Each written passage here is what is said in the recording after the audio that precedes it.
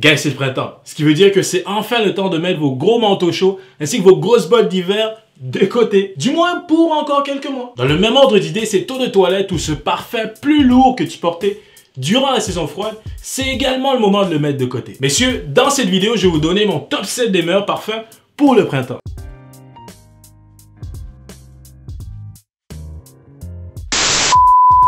Bonjour à tous et à toutes, je m'appelle Chris Cabella. Bienvenue à Gentleman First en français. Si c'est ta première fois sur cette chaîne, bravo, je te félicite car ici, on va aborder des sujets que tu adores, tels que le fashion, le grooming, le lifestyle et tellement plus encore. Alors n'oublie surtout pas de t'abonner à la chaîne et appuie la cloche de notification pour être parmi les premiers à savoir lorsqu'on publie une nouvelle vidéo. Alright? Mais gars, comme c'est maintenant une tradition sur cette chaîne, chaque saison je vous partage les meilleurs parfums du moment selon moi. Donc, sentez-vous bien à l'aise d'aller les essayer. Je vais laisser les liens des produits dans la description. Prenez également bien note qu'il n'y a pas d'ordre précis à ma liste. Et si tu restes jusqu'à la toute fin, je vais également te donner une sélection Bonnie combinée à Storytime, donc tu risques d'être assez surpris. Sans plus tarder, numéro 1, Bulgari Man Wood Essence. Ici, c'est une odeur qui allie l'esprit dynamique de la ville et la force vitale de la nature. Et là, je te vois déjà me regarder puis me dire...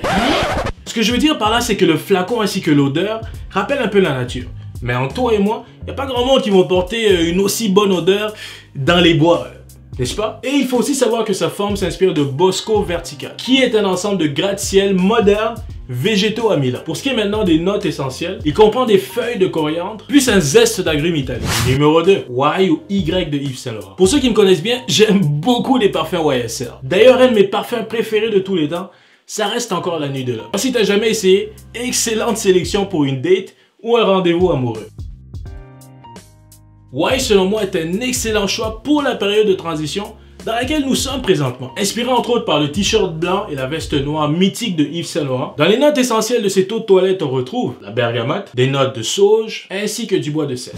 Numéro 3, Mont Blanc Explorer. Pour faire une histoire courte, ce parfum est un appel irrésistible à l'aventure. Une invitation à voyager. Cette eau de parfum boisé, aromatique, cuiré, peu conventionnel, faut noter, dévoile une bergamote d'Italie aux tonalités vertes. Donc je pense que ça va être une belle découverte pour plusieurs. Numéro 4, Lacoste, l'homme intense. Est-ce que toi t'es intense? Cette eau de toilette se distingue entre autres par son tempérament assez conquérant, ainsi qu'une bonne ténacité et son audace. Franchement, c'est aussi quand même assez abordable. Et pour ce qui est des notes de tête, pour mes Canadiens, j'ai pas dit une tête, j'ai dit des notes de tête. La rhubarbe, plus de l'essence d'orange douce. En 5e place maintenant, j'ai nommé John Varvatos, artisan pur. Très sous-estimé selon moi. C'est une eau de toilette qui allie un mélange revitalisant d'agrumes et d'herbes fraîches. Et comme le nom l'indique si bien, il tend à donner une certaine sensation de pureté. Et dans les notes, on retrouve un mélange rehaussé d'iris, de la plus grande qualité, et 3 types de grains qui utilisent des éléments de citrus. Numéro 6. Ici, on retrouve un véritable classique. D'ailleurs, je pense que tous les amateurs de parfums de grande masse ont sûrement déjà entendu parler de celui-ci. Je parle bien sûr de Chanel Allure Sport. C'est une composition qui joue entre la tension entre la fraîcheur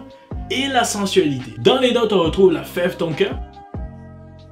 Et en dernier lieu, le numéro 7 dans ma liste, Prada l'homme en eau de toilette. Je vous dis mes gars, avec celui-ci, vous ne serez pas du tout déçus. C'est tout simplement un chef-d'œuvre réellement magnifique.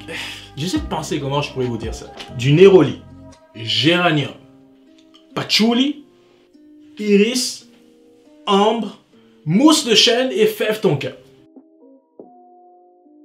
Tu vois un peu le genre? Ouais. Si tu connais pas les ingrédients, c'est pas grave. Je t'invite à faire pause à la vidéo. Va sur Google, tape les ingrédients que j'ai cités. Puis tu vas revenir par la suite. Et tu me donneras tes impressions dans les commentaires. Donc quand tu vas revenir, je vais te donner le bonus. Et je sais que tu veux pas rater ça. Right?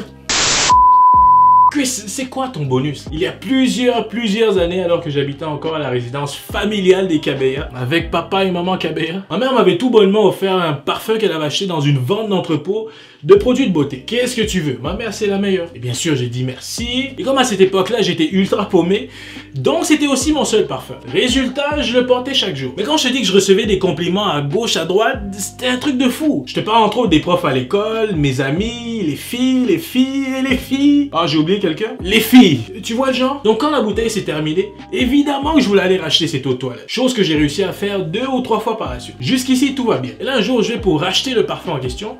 Figure-toi donc qu'il n'était plus disponible nulle part. Fuck! J'ai cherché en ligne, je suis allé dans plein de boutiques bizarres, j'arrivais juste pas à le trouver. Fast forward à aujourd'hui, plusieurs années plus tard, il y a environ 1 mois et demi, j'étais dans un centre commercial et je suis passé devant une parfumerie. Et dis-toi que je ne cherchais rien en particulier, mais je n'étais pas non plus pressé.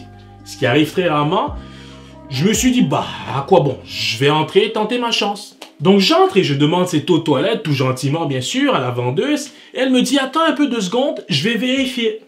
Ok. Les gars, je vous jure, je pensais que je rêvais. La vendeuse revient, elle me dit, le voici. Je fais, ah! J'y croyais juste pas. J'ai failli sauter sur la vendeuse tellement j'étais content. Après grosso modo 5 ans, je l'ai enfin retrouvé. Bon, maintenant j'imagine que tu dois sûrement te demander, mais Chris, c'est quoi ce foutu parfum? Figure-toi donc que c'est un parfum pour femme. Et toi, me juge pas, hein? Et oui, t'as très bien compris, ma mère en fait m'avait offert un parfum pour femme puisqu'elle est allée dans une vente pour femmes qui m'a valu un nombre incalculable de rétroactions positives des femmes.